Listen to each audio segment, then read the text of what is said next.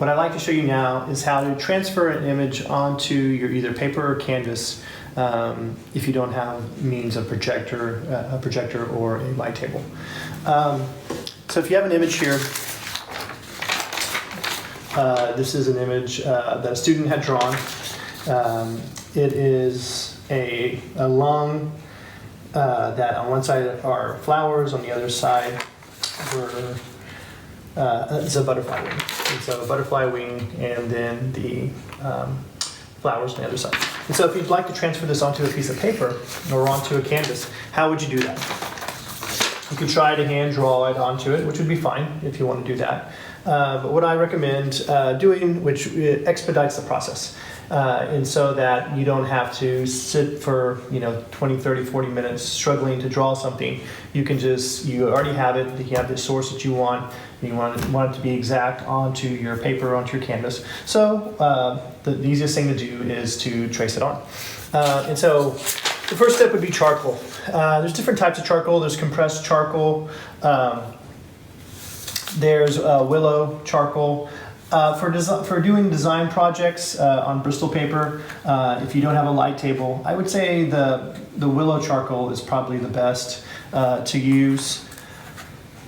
It's going to be, the compressed charcoal is a heavier charcoal, and so more of the charcoal is going to get onto the paper. With the willow, it's not as strong.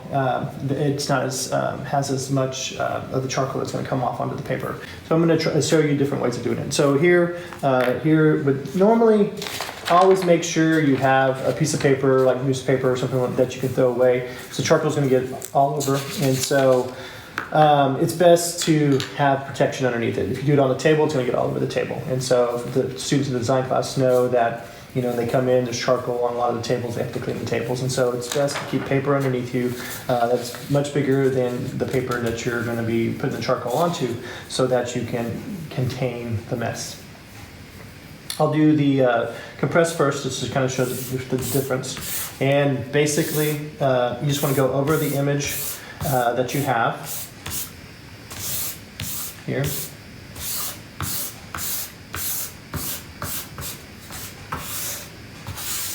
Make sure you get kind of all over it. And is using a paper towel, you're going to want to rub that charcoal in, just so it gets kind of all over the paper.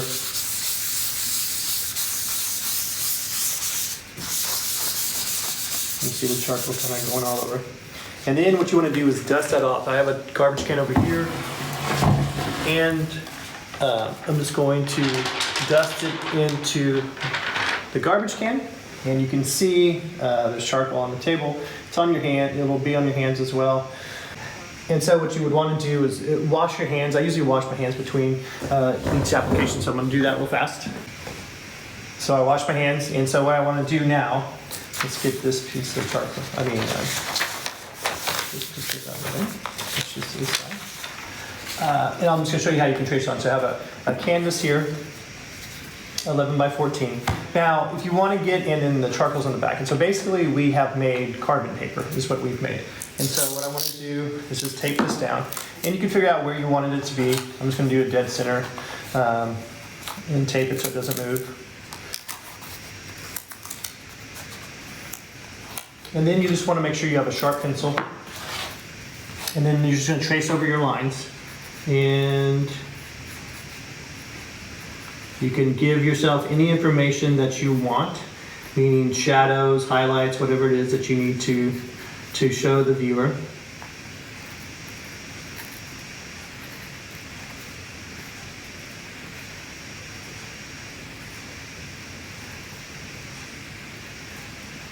You can always look back and see where you've made your marks by simply kind of putting it at an angle, and you can kind of see where the pencil marks are.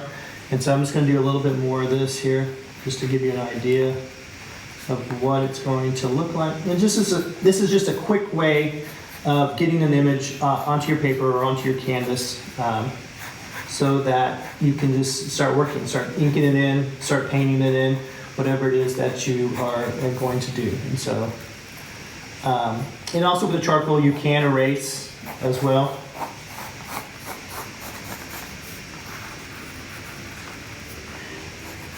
basically wherever you put pressure down, it's going to transfer. And so if your hand's on the paper, it's just going to do lightly. One thing I recommend is a lot of times students will want to peek or check to see if it's transferring. And so where your tape is, what you would do is simply kind of give yourself a little registration mark. Just kind of draw around the tape. You can do that on top and bottom. And that will let you be able to put the tape right back where it goes. You could do little L brackets on the side as well, just to kind of be safe as well. And so let me just see if it's transferring.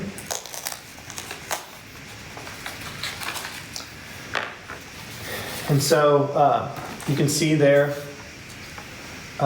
it's transferring on. Let me show you what the image looked like before. And so wherever you put your line, it's going to transfer onto the paper. And so it's an ancient technique, and we still use it today. It's very useful, and it's just another tool for an artist. And so, so this one is the compressed charcoal, and compressed charcoal is great, but as I said, it does leave make kind of a mess. I tend to like to use the Willow when I'm working on paper, Bristol paper and such, the Willow charcoal. And let me show you what that's going to look like, the difference there. And so I'll move this one out of the way. So I'm going to take this paper. This was an image that a student did for their design project. It was their dog, they had a pit bull, and some roses and moon. A lot of the imagery had to deal with him and his girlfriend at the time. And he even has a little poem in his imagery as well. You can see the stippling that he has here. So this was a study. We actually enlarged it and put it on a larger piece of Bristol paper. But here I printed out the image so that we can see it on this smaller scale. And so I'm going to use the Willow charcoal. The Willow charcoal is what I prefer for doing design projects. And so if you don't have a light table. And so you can see it's different from the compressed. The compressed is a much thicker piece of charcoal compared to the vine, which is, I assume it was little twigs or a vine that they're using. And so, and you'll see the difference in the coating as well. So as I'm coating it here, you can see it goes on much thinner and there's not as much excess charcoal.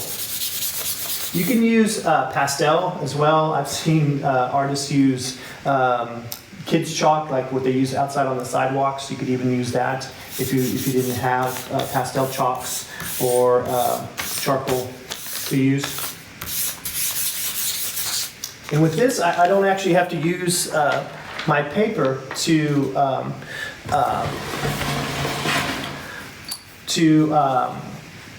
rub it in, because for the most part the Willow is going to be fine the way it is. And so there I've made my graphite paper. Here's my image here. And so let's do this onto Bristol paper. Move this to the side here. Here's some Bristol paper. And so I'm just going to, once again, charcoal side down. I'm just going to tape it on.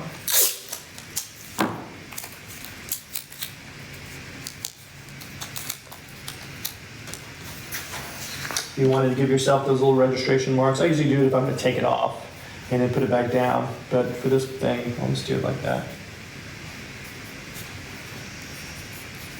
Always draw lightly so that you can erase. So same thing, I'm just going to start drawing over. I'll start doing the hand first. Try to follow your line.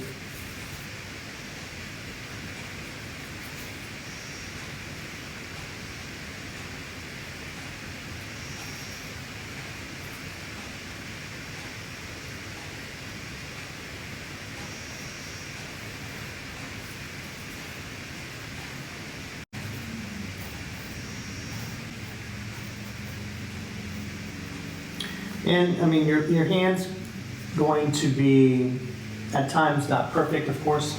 So you just got to do the best that you can so that you transfer the information that you need so that you can go on and be successful with what you're doing. Okay. Just give a little reference to the dog here, just so you can see it. Make sure your pencil's nice and sharp.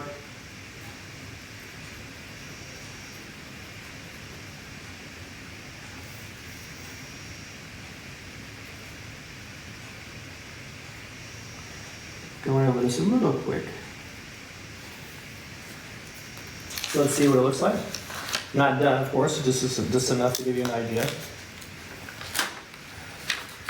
You can see here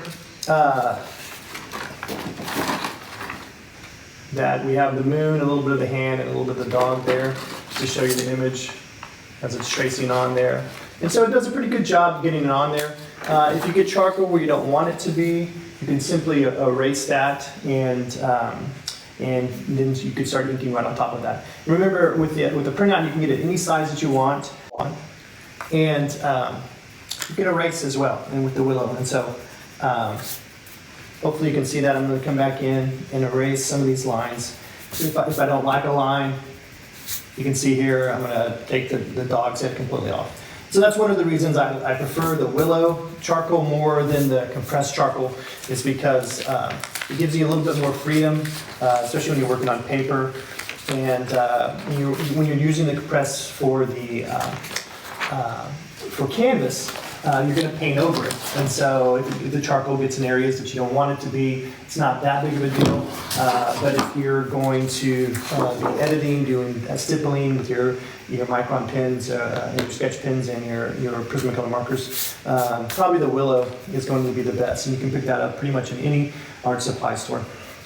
But another thing you can do is you can order actual carbon paper.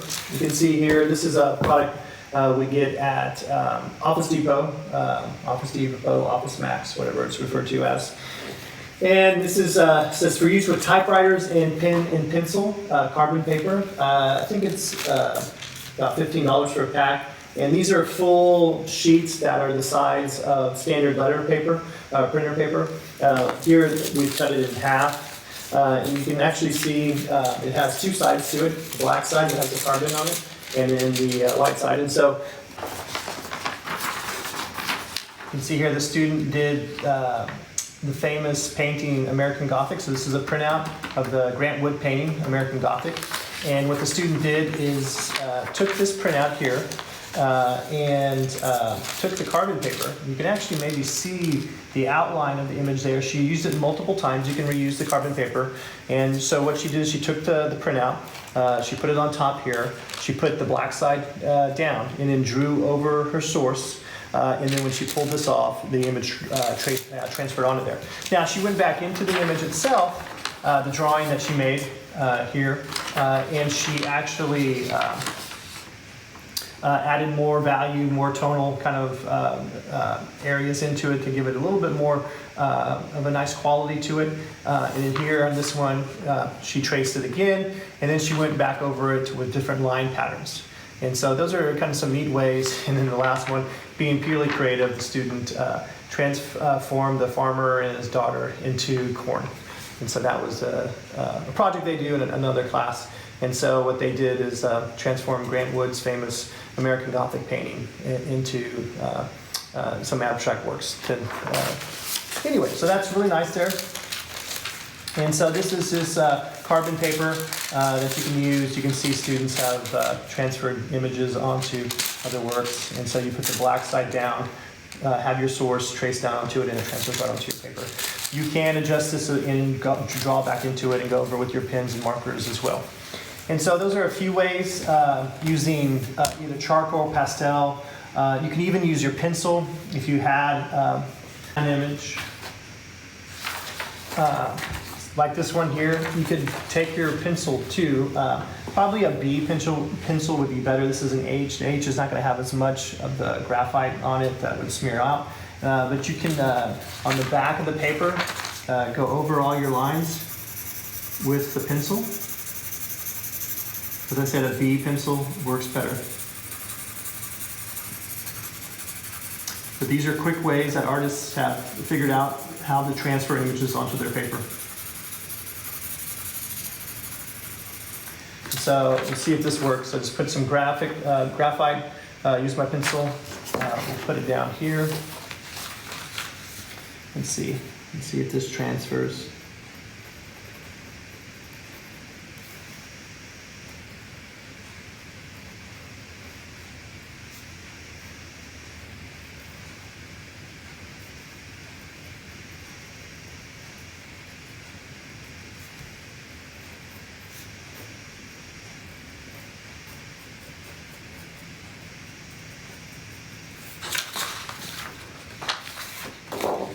hopefully you can see there. Oops. Very light. Oops. Very light right there is where it transferred. I can see it better here on my paper or in person, but I basically transferred this little part of this esophagus, the lung, I guess it's the lung, top part of the lung onto it. So those are different ways to transfer your images onto different surfaces. Also, I forgot to mention, you can use new technologies as well. If your iPad, or if you have a tablet that has a large enough screen, you can use that. Turn it up to its brightest setting. Get the image that you want. Make it the scale that you want it. Put your paper on top of that iPad. Make sure it's a very dark room, and you can trace off the iPad. I once traced off a computer monitor screen. It was a laptop. I put the laptop on its side and quickly traced onto it. That works well with clear tracing paper like this. Tracing paper is clear paper. Remember, this is the paper in the design class that we were using to explore ideas onto your paper so you wouldn't commit to something. You could trace it, kind of explore stippling, different techniques. But it's a clear paper. You can kind of see through it, right? And what you can do is trace your image.